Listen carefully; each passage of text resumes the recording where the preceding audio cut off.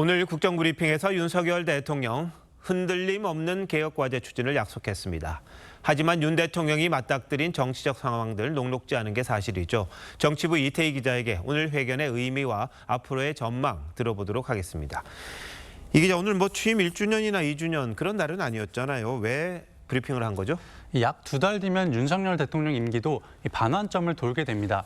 이 시점에 주요 개혁 과제들을 추진할 동력을 되살리지 않으면 안 된다는 이 절박감이 작용한 걸로 보입니다.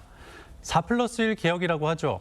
연금, 의료, 교육, 노동의 저출생 대응까지 이 어느 하나 만만한 과제가 없습니다. 이 국정과제들은 윤석열 정부의 성패와도 연결될 수 있는 사안인 만큼 오늘 윤 대통령의 모습은 상당히 단호했습니다.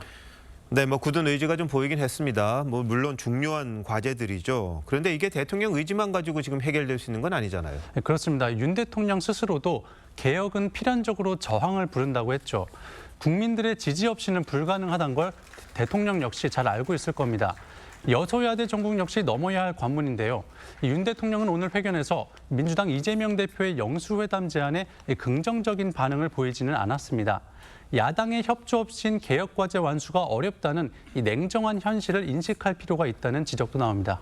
네, 어떻게 보면 가장 기본적인 관계인데, 그런데 야당과의 관계도 중요하지만 지금 여당 내부가 또 만만치가 않습니다.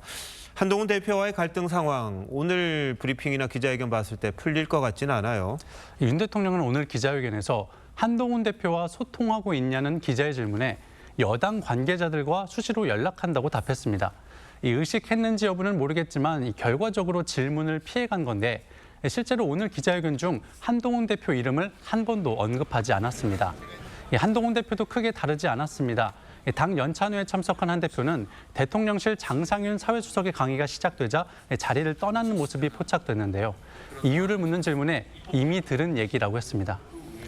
한 대표가 제안했잖아요. 2026년 의대 증원을 좀 유예하자 이렇게 이야기를 했는데 이 윤 대통령이 오늘 직접적으로 거부 의사를 밝혔어요. 그럼 한 대표가 할 수 있는 거는 뭡니까? 현재로서는 이 중재안을 계속해서 설득하겠다는 의지가 강합니다. 국민의 생명이 달려있는 문제인 만큼 물러서는 모습을 보일 수는 없다는 건데요.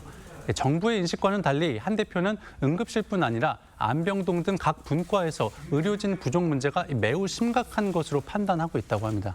그런데 결국 정부가 받아들이지 않는다면 한 대표가 할 수 있는 일은 없어 보이는데요. 바로 그 지점이 고민일 겁니다. 설사 정부를 설득한다고 해도 한 대표가 내놓은 2026학년도 증원 유예안에 의료계가 부정적인 입장을 보이는 상황에서 당정 갈등만 부각될 가능성이 크기 때문입니다.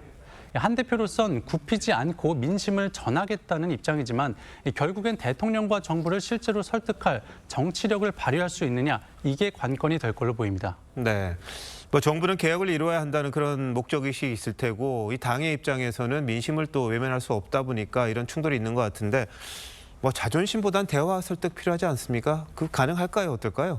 조금 더 지켜봐야 할 것 같습니다. 네, 알겠습니다. 이 기자 잘 들었습니다.